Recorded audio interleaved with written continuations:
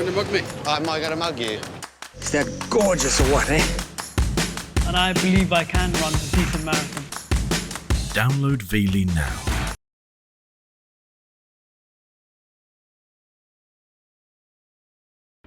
Shots fired, 36-7. Shots heard in the area, also getting camera. America, 2016. She heard approximately 15 shots fired in the area. A country that's become increasingly plagued by gun violence and allegations of police brutality. Forces that are tearing the country apart.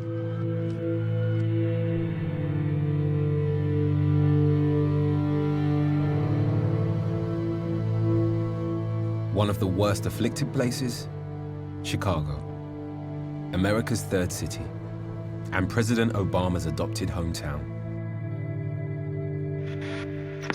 There have already been over 350 homicides in Chicago this year. Gun violence in the city is spiraling out of control, while controversy rages over police shootings. A person down. Our ticket says male. And the majority of victims, young, black men and women.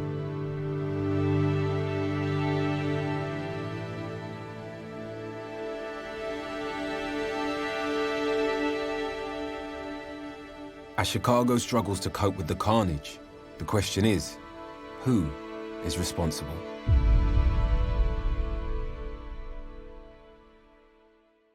They have no respect for our humanity. Those of us who have been kissed by the sun, there appears to be a target on our backs. The police are killing our women and children. The police are killing our women and children. The Chicago Police Department is under siege. Here and across the US, outrage at black deaths at the hands of cops is at boiling point. In 2015, 306 African Americans were killed by police in America, 8 in Chicago alone. We want the city to know that we're coming together as a community. We're against neighborhood violence, we're against police violence in any shape, form, or fashion, and we come today to make that be known to the city. The monthly Police Review Board, a chance for citizens to air their grievances.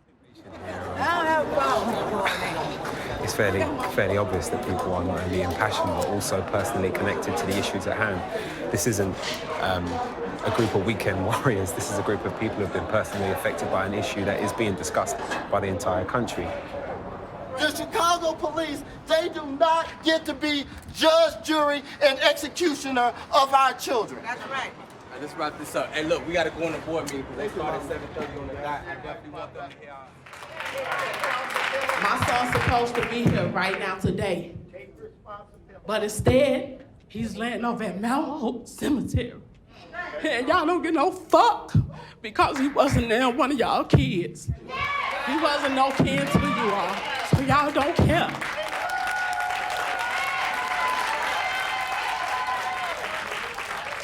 Mr. Russell? Mr. Russell? At every board meeting, we go through the same thing, but no solutions ever come out of it. That's the problem. Has there been any change in your experience? No, Nothing. not yet. When you grow up in these neighborhoods, when you see the police culture, when you witness it firsthand, you get pulled over for no reason, when you see people getting shot, when you see our neighborhoods looking like third world countries and no resources, no opportunities, no jobs, it's regular. It's nothing, you live in it so long, there is no hope. So. I'm gonna make my comment on my knees, although I bow before no man, because it was on bended knee that Letitia Jones, she was on her knees in a puddle of blood, holding her mother, as she took her last breath after Officer Riamo blew a hole through her chest. And Letitia Jones cried out to the Chicago police officer, "Why did you do this to my mother?" And the police officer response was, "Your mother's dead. Get over it." I'm on my knees for Letitia.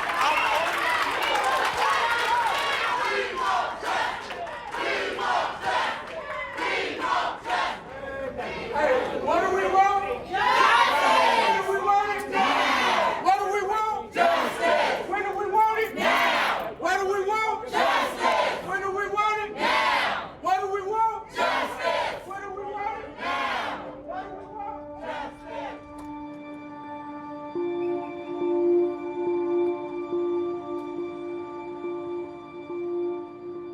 I don't know if I've really emotionally prepared myself for what's going to happen while I'm here, because as a black man, when you look around the room and you see people that look just like your family members telling stories about horrific interactions with the police, I have no choice but to imagine my mother's face, or my aunties, or my grandfathers, or my grandmothers. And then suddenly it becomes so much more real. Chicago police killed 9 people in 2015. All but 1 were black. African Americans account for 1/3 of the city's 3 million residents. They mainly live in the south and west of the city, areas that have some of the highest levels of poverty.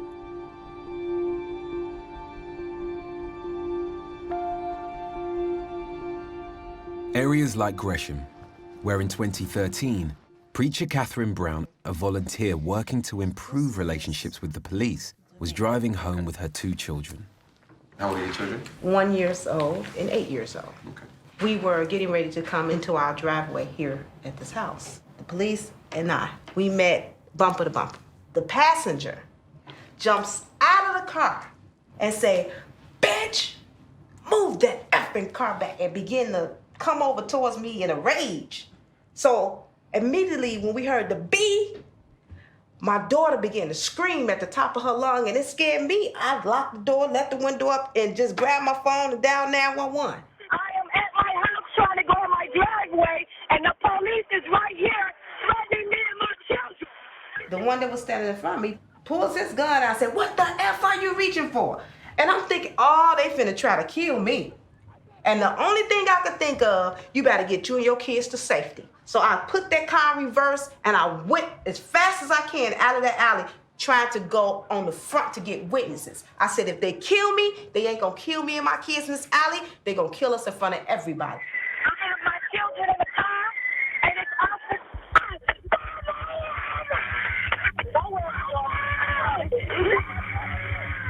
Oh my God, she's crashed into you. Absolutely. And you know, it's me and my 2 little babies in that car.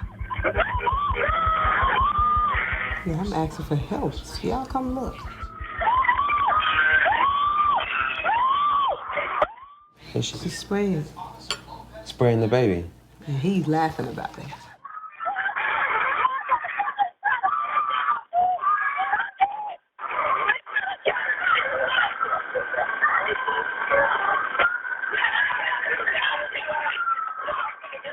They've just thrown you off the bonnet onto the floor there, right? And they dragged me across the car. It was unbelievable. When you talk to your children about it now, particularly the 8-year-old, what does she say about what happened to you all? She wants to move out of Chicago. She hates Chicago. And she's afraid of the police. Well, the last people that you should be scared of are the police. They're there to protect you. You would think so, especially the type of person I was in the community. I was a volunteer and liaison between the community and the police to bring unity and support. Try to help both sides understand one another and get along. But in that role, I got treated like nothing. Following the incident, Catherine was prosecuted on charges including aggravated battery, assault, and 2 counts of attempted murder. She was found guilty of reckless conduct. All other charges were dropped.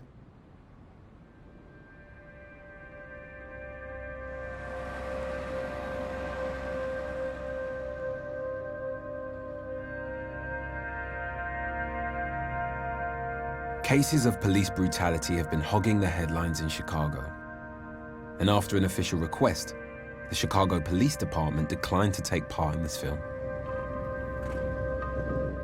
But there might just be a way in. Across town, in a wide area of the city, some bikers are gathering. But these aren't Hell's Angels. They're off-duty cops and supporters. I'm not going to pretend that as a young black man growing up in London, I've had the best experiences with the police, because I haven't. You know, I've done all right for myself since I was quite young, and when you're teenager driving a nice car in London and you happen to be black, things aren't fun. So my experiences with the police aren't brilliant. So going into this, I don't feel massively comfortable.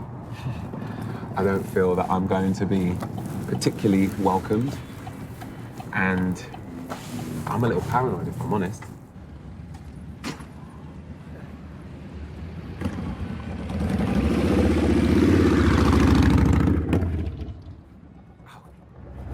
This is where my nerves go up to 10 at the moment.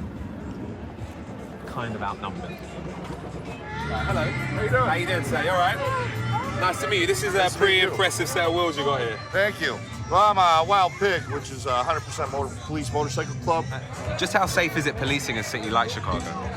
It depends on the area you're in. I mean, it's got its dangerous areas. I mean, anywhere in any part of the nation, being a police officer is dangerous. You know, we all do the same job. There's bad guys everywhere. You never know who you're pulling over. A lot of people criticize us, especially what's happened with the shootings that have happened here in Chicago, the police-involved shootings. Incredible. Hey, how you doing, man? How you doing? No recording, please. That's okay. Hey, how you doing? Hello? So who's in charge here with you guys? We're a team. Yeah, nice to meet you guys. Hey. So we've been here for about 3 or 4 minutes, and we're quite quickly approached by a couple of officers who've asked us to stop shooting and sort of establish our reasons for being here now. We've been allowed to continue shooting because the guys are aware that we are trying to get their story and their experience as to what it is to police a city like Chicago, but we've also been asked to stay away from some of the more sensitive subject matter, such as police brutality and the things that might have come up in the press. The event is a memorial for cops killed in the line of duty. In the last 10 years, 9 Chicago police officers have been fatally shot. Sandy Wright's father, a cop, was shot and killed while working in Gresham. He was actually just got off of work, and he saw some kids out in front of a store where he used to patrol, and he was talking to one of the gangbangers and telling them to disperse. And 2 kids who were at a funeral that day seeking vengeance on another gangbanger went to shoot the kid next to my dad, but they ended up shooting my dad. So my dad was 6'3", white, and Gresham's all black. So it's so devastating that it rips families apart because it's so tragic. It's not like they were sick. They went to work, and you just expect that they're going to come home. Do you think that the police have been misrepresented by the news and by the media over here? They don't go to work saying, today I think I'm going to shoot somebody. That's the last thing that they want to do. But it's so violent now, and no one's really supporting them. They only show portions of what actually happened. They don't show you that that kid was a career criminal, and eventually they would have died. If not by the police's hands, by their own kind, the gangbangers. So it's not the police. The police are outgunned right now. Prayer is our Father. We hear the news, we see their pictures. Correctional Officer Adam Conrad, Sergeant Jason Goodling, Deputy Sheriff Derek Ear, Trooper Sean E. Cullen, Officer Nathan Taylor, Police Officer Gerald Wright, Chicago PD.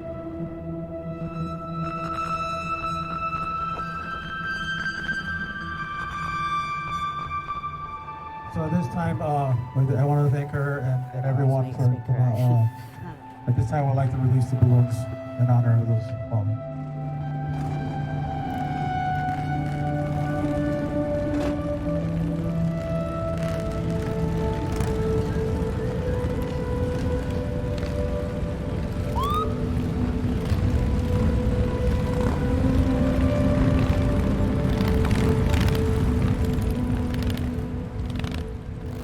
It really does feel as though there are people dying on both sides of this argument, this debate, whatever you want to call it.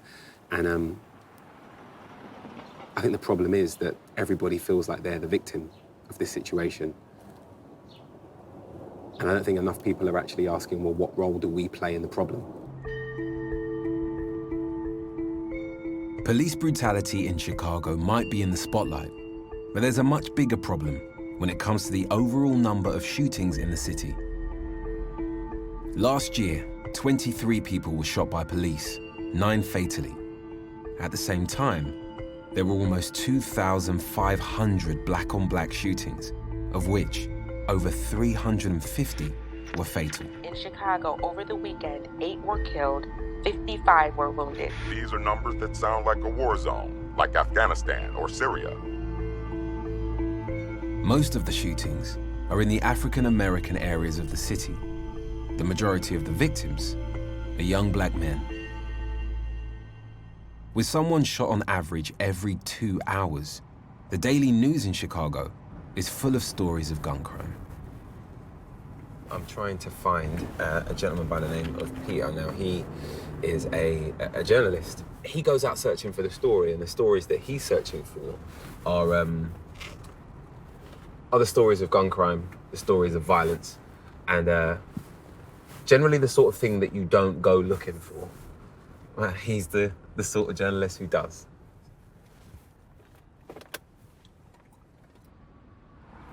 I think this is Peter now.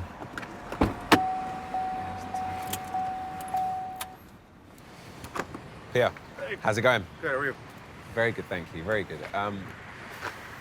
So what's your night looking like then? Do you know what you're about to get yourself into at any time? Or? No, so we're just gonna listen to the scanners and see what happens. Cell phones, you know, Twitter, find out a lot of stuff on Twitter. All right, so you're basically using things that just anybody can get their hands on? Yeah, it's just a little handheld radio. Okay.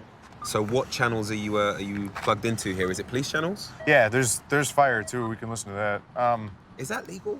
Yeah. You're allowed to. It doesn't transmit. It's all it's over public airwaves. So what we do is like we listen for shootings, and it's plain English. They don't speak in 10 codes like they do on like TV too much. Right. So they'll say like, you know, we got to call if a person shot, a person with a gun, or a gang disturbance, or whatever it is, and we just kind of listen for what's going on, and if something happens, we go to it. Well, I guess I'm rolling with you tonight. Should we make a move? Yeah, let's go.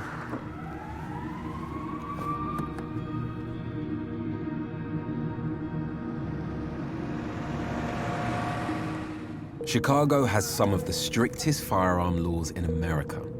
There are no gun shops in the city, and yet, in 2015, police seized over 6,000 illegal guns, smuggled in from neighboring states.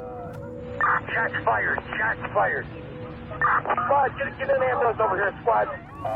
So I've been with you for all the 2 minutes and there's already shots fired. Yeah. You have fire rolling over there. We've got numerous calls with fire rolling. What does fire rolling mean? It means 229, what's that? it means they're sending paramedics. So that's police getting to where they got to go to. But are we going to the same place as that car? Yeah. 06 Charlie, how many people do you have? How many GSWs do you have over there? She's saying, how many GSWs do you have over there? One person shot right now, but because the first calls were saying people shot. There's people shot in the alley. Right. Can't tell if there's more coming up behind them. And there's been shots fired calls there all night. So there's a lot of officers. There is.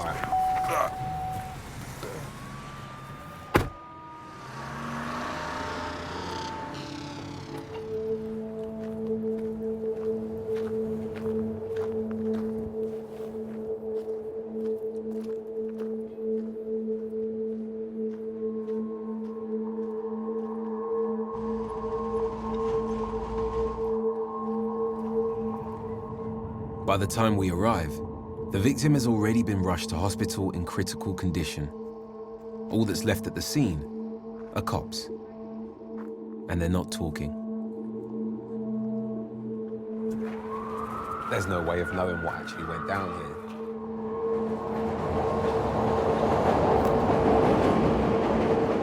This is clearly a shady bit of town. And if something shady was going to happen, I mean, this is a perfect place for it. I think we might now be in a... Am I now officially in a crime scene? All right, I see.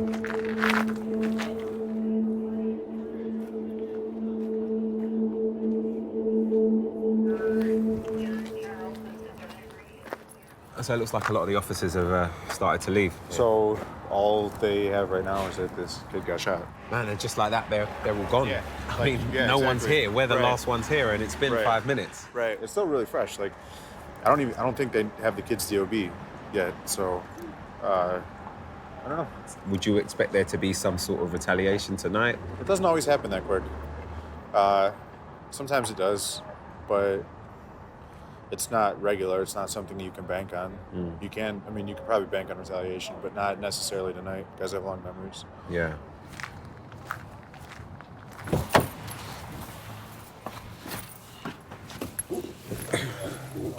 Anything on the scanner? No?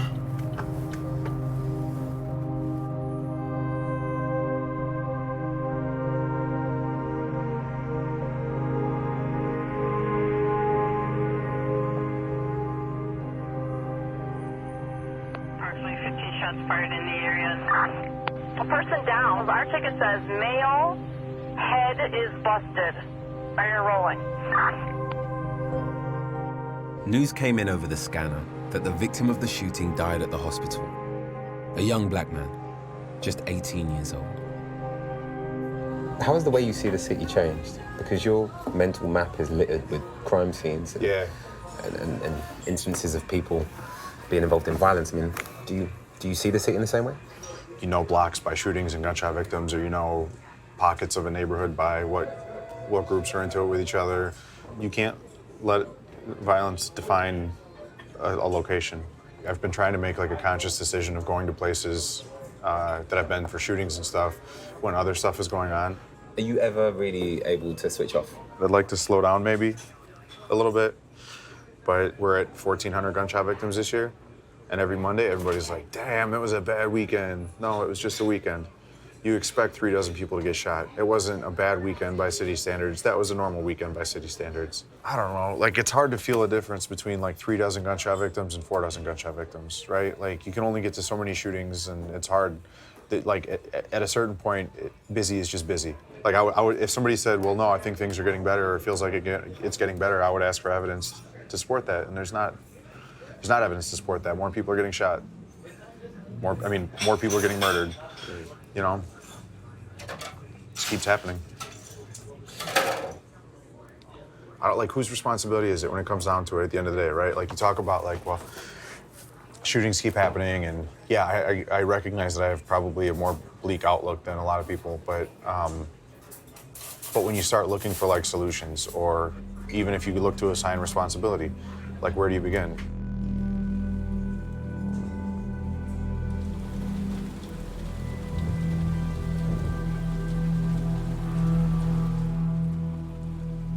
So it is the 25th of May, and according to this website, there's been 54 homicides this month. And the month isn't even over yet. There's still 6 days left of May, and 54 people have been killed. But the slightly scarier stat here is that this month, on the 25th of May, in 25 days, 252 people have been shot and wounded. 54 killed. That,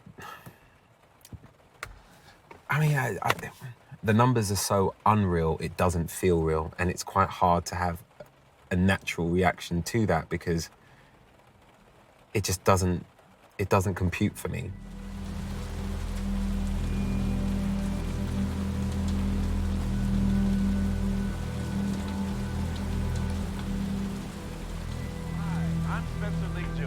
In 1933, with the help of God, my grandparents, Reverend and Mrs. A.R. Leak, founded the A.R. Leak Funeral Homes. We would like to thank all of Chicago for 75 years of your trust and support.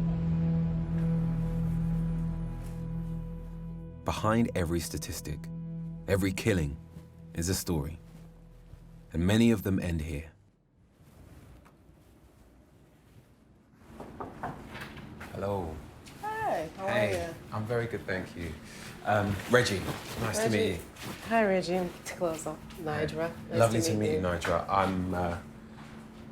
I didn't know what to expect on the other side of this door, and these are bodies that are waiting to be dressed, casketed, and cosmetized. Okay. So they've already been embalmed. I didn't think that I would see this many bodies. And I don't imagine that all of these bodies are victims of gunshots, but I'm sure a few of them are. Yes. How many gunshot wounds are you seeing come through your door? Every other day, I would have somebody in here from the medical examiner who's been shot. And it's not just Hal, it's multiple gunshot wounds. So when you see them coming in here, you're seeing their body, you take them and put them on a table, you finally open up the bag, and you really don't know what's gonna hit you. And then when you see all these holes just everywhere, and violence is just so in your face, it's raw, and you have to deal with this. And you know, a lot of questions are going through your head, like, why? You know, what could this person possibly have done to get you so angry, or get who those individuals are so angry to want to cause this much harm that they want to see them dead? And I have a 3-year-old. I do have a 3-year-old boy. And my concern is I don't want to see him wind up on this table, and it's me opening this bag up, and here's my son to some violence. And it may not have been for him being in a gang. He just could have been on the wrong side of town, and they decided, you know what, let's just take our frustrations out on him. Death is a strange thing to somebody of my age, because I'm in my early 30s now, as more and more my friends are losing their grandparents or losing their parents. And to be here and to be surrounded by death, and to be surrounded by stats and numbers that sort of talk about people dying, it's just that. It's stats and conversation until you actually see a body.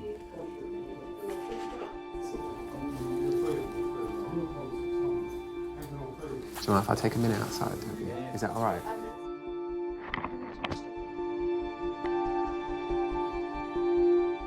Most of those killed in Chicago are under the age of 30.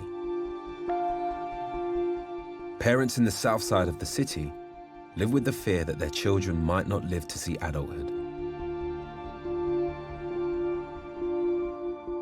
20-year-old activist Jamal Green, one of the protesters at the police review board, is performing at a community peace event.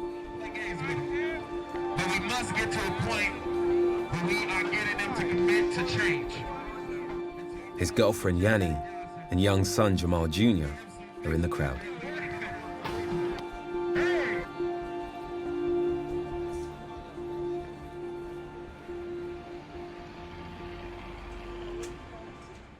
Hello. Look at his little face.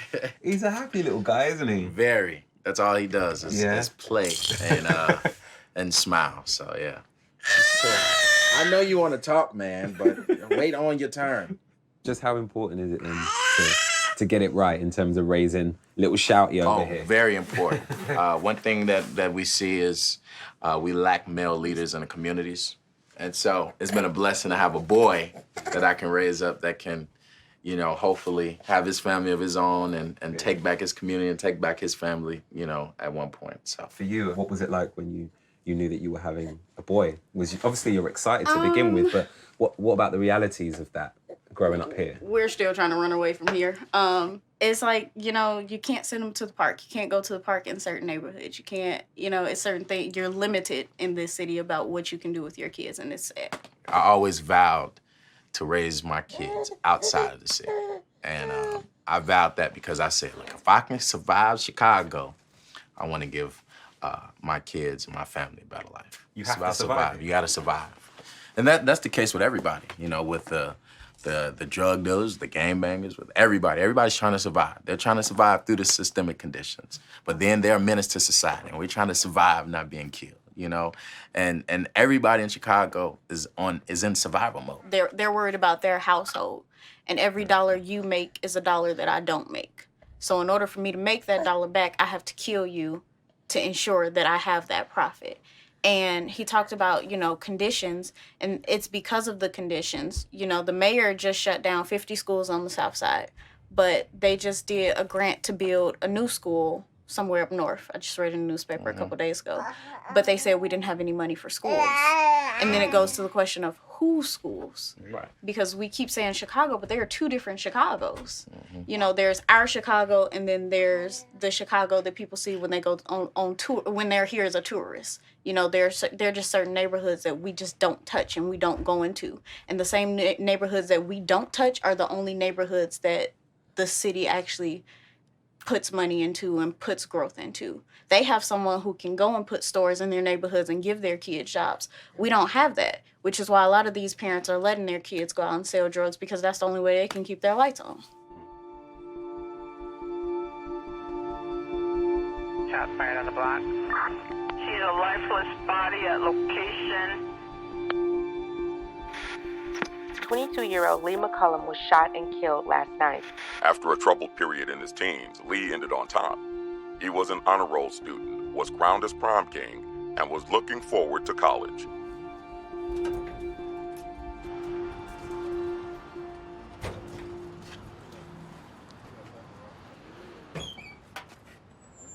An average week at the Leak's funeral home will see the staff bury 2 or 3 gunshot victims.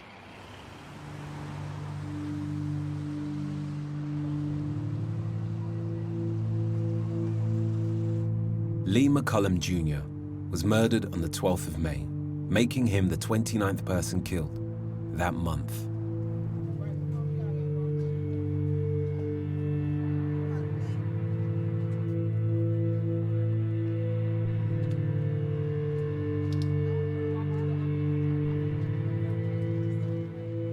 Lee had been found in his mother's car with multiple gunshot wounds to the head.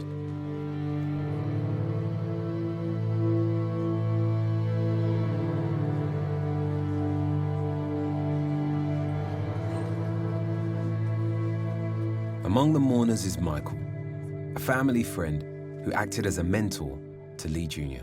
That's all he wanted to do was play ball. That's all he wanted to do was play ball. He didn't want to do nothing. He wanted to play ball because he was good at it. For someone who is on the right path, I'm just really struggling to understand how this can happen to him. It's other people. It's idiots. It's people that have a lack of education, a lack of respect for human lives. It's a lack of fathers. It's a lack of men standing up and being men to their child. Most of their uncles and fathers in prison. And I'm being real honest with you, man. Until we as black men stand up and be men to our wives, our girlfriends, our baby mamas, you know, our nieces and nephews, till they start seeing what a real man is, they gonna do what they gotta do. Why have the family come in white? The respect. Just the respect that you know that he was an angel.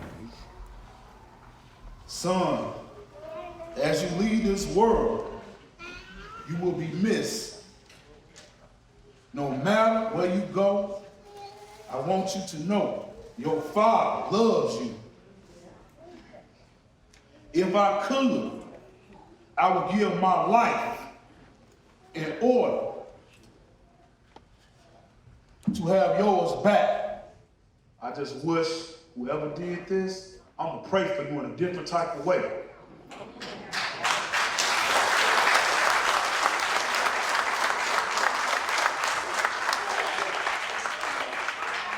All his friends out there and everything, man, fall back.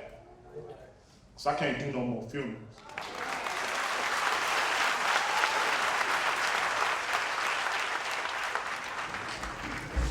I thought it was gonna be easy for me to say what I wanna say, so just bear with me. That don't supposed to be. That don't supposed to be.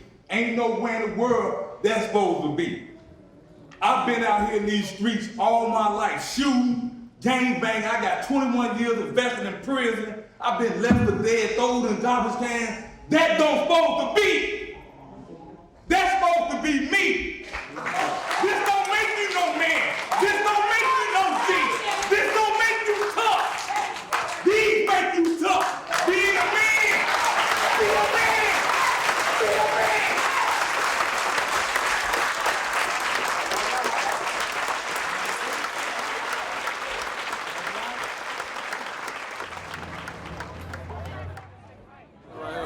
hear you speak. Oh man, that was just the tip of the iceberg. I got a couple people because we got word that they gonna try to do something on 115, but we don't know how accurate that is, so I'm gonna play them today.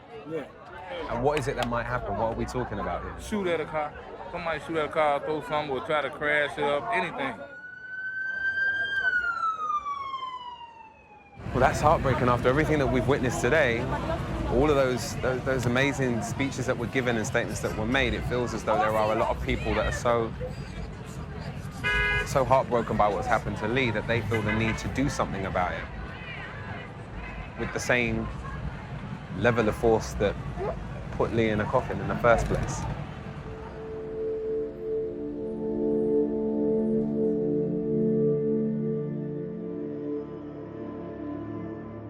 Two weeks after Lee's murder, there have been no retaliation attacks, but no arrests have been made either. Lee was the 221st person fatally shot in Chicago in 2016. He was the 154th African American killed.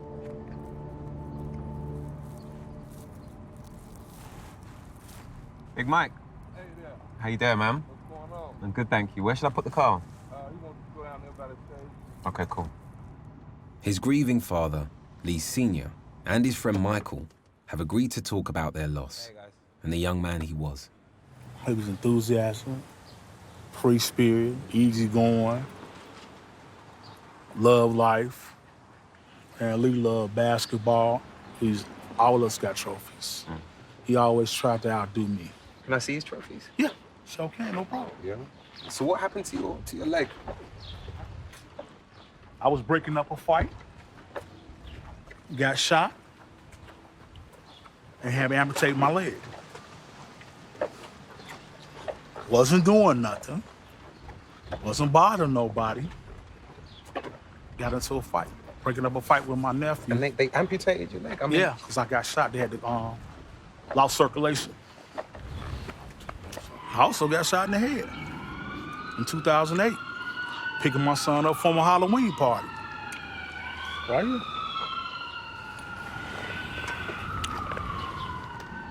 I wasn't doing nothing. Somebody was shooting at somebody else. I turned the corner, caught a bullet. You don't even seem angry about it. Are you? Or have you just got past I the was anger? angry. Right. I'm angry about my son. That's what I'm angry about, my son.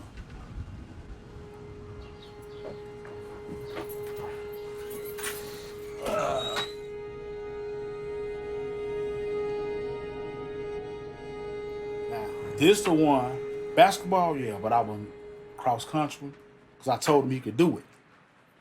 I said, you got the stamina to run up and down that court. You can win cross country. Yeah.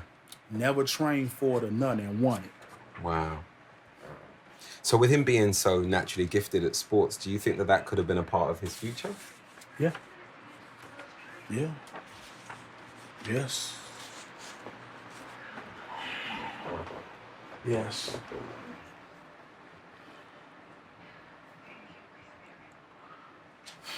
He gone. And none of them dreams can be fulfilled. I got a little grandbaby I gotta take care of.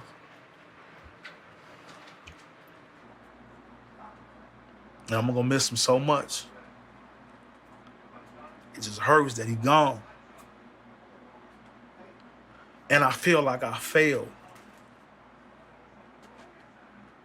because he lost his life. It hurt. It's gonna always hurt.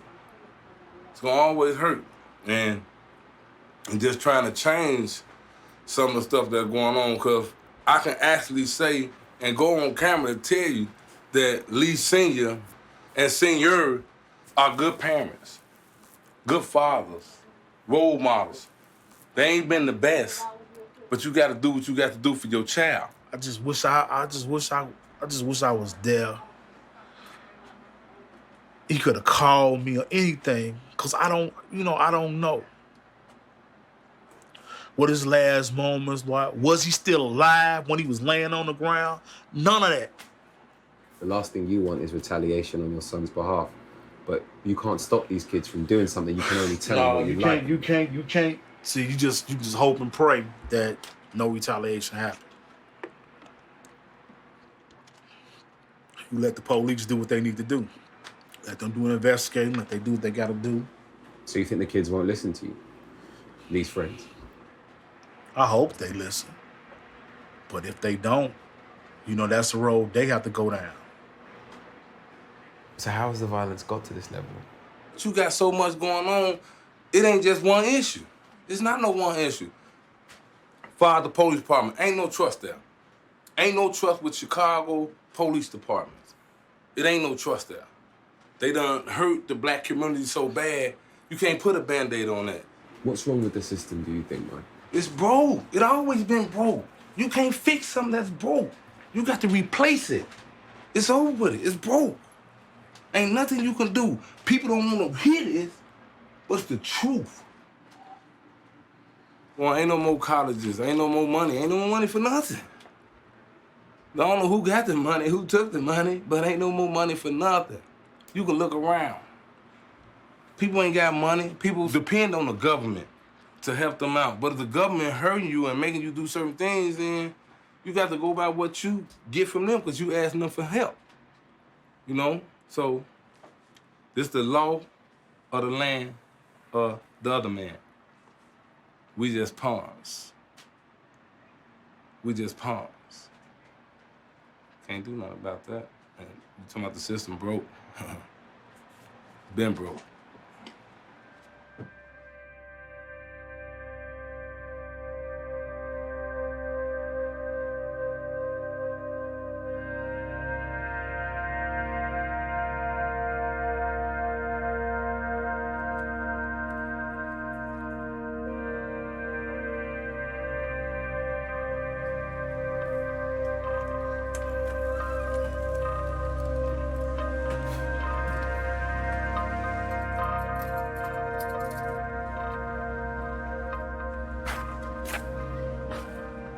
This place keeps throwing things at me that I'm not prepared for.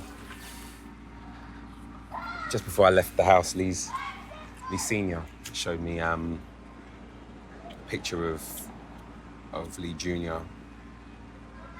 on the I don't even know what you call it, the autopsy table, the doctor's table. I don't know what it is because I've never had to deal with anything like that before.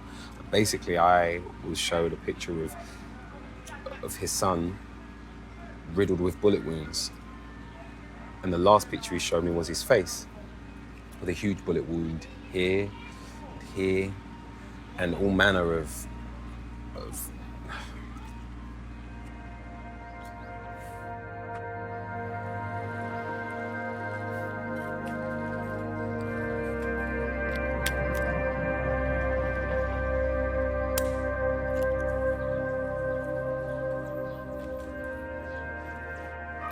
How do you protect that kid? If you live here and that's your boy riding around on some girl's pink girly bicycle, how do you ensure that that kid stays safe? You can do as much as you want to, or as much as you are physically able. But if this is your block, if this is your street, no matter how much you instill in that child, you still have to let them go to school. They still have to, at some point, be outside of your watchful eye. Just because of where you live, that might be the reason why your child doesn't live to see adulthood. It's because you let them go to the shop on their own. Or even worse, one of their friends is involved in something they shouldn't be, or someone they go to class with is involved in something criminal. And by association, they either end up shot or worse.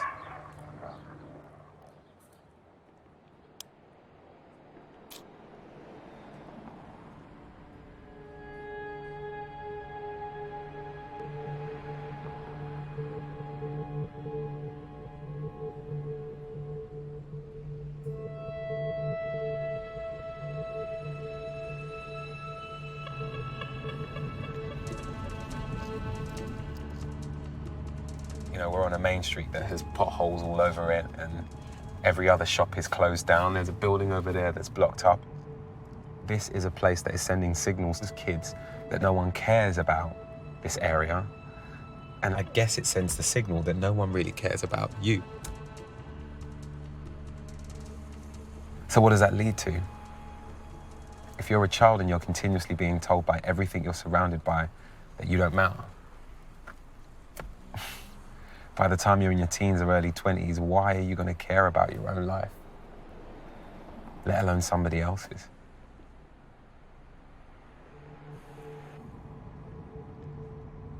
What hope is there for Chicago? In a city plagued by police brutality and the chaos of black-on-black violence, who'll speak up for the next generation?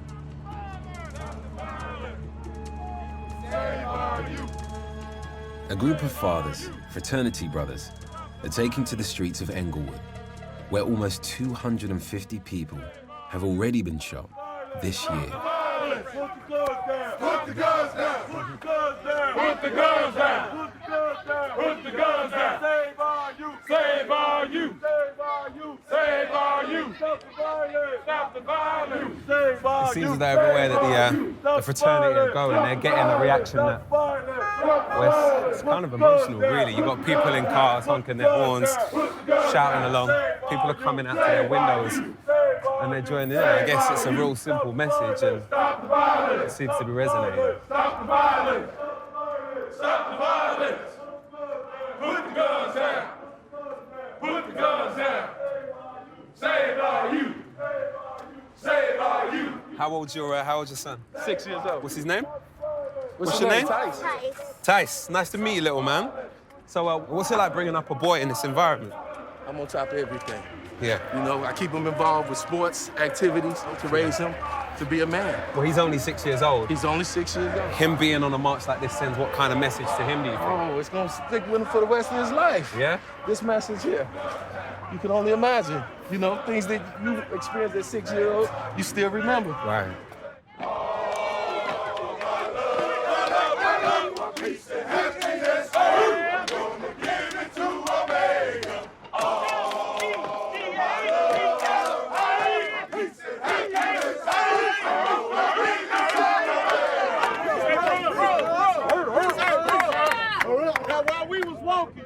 While we was walking, approaching 67th Street, a guy just got shot on 70th and Commons, and it shows that we have to have a greater presence.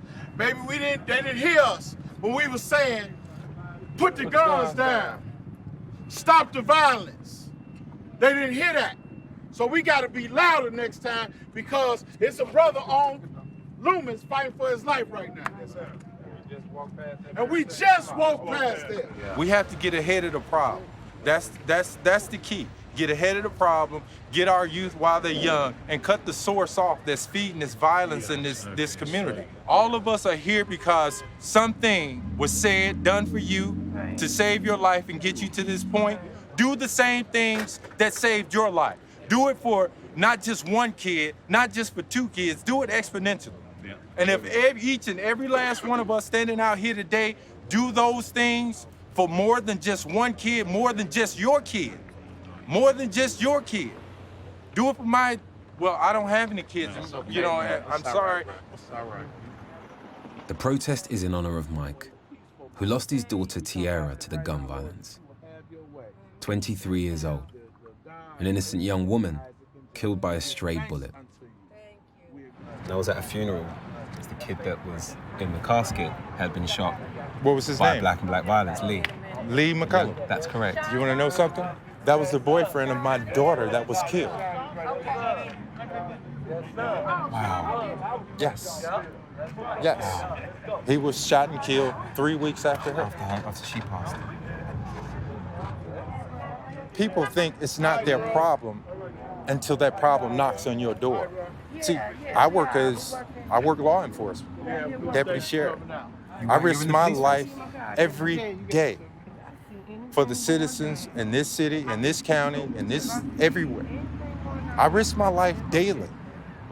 And I did everything that I thought was right and possible to raise my daughter, to give her a chance, to shield her from the violence, thinking, oh, my daughter, she went to college, she's got a life together, she doesn't have to worry about the violence that's happening in here, but it still touched my door.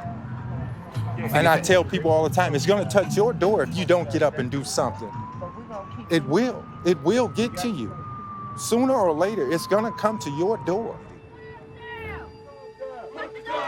Save our youth! Save our youth! Save our youth! Save our youth! Stop the violence! Stop the violence! Stop the violence! Stop the violence! Put the guns down! Put the guns down! Put the guns down! Put the guns down!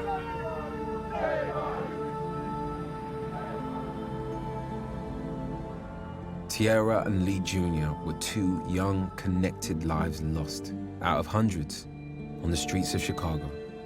Victims of the deadly combination of guns and deprivation that's fueling segregation and prejudice.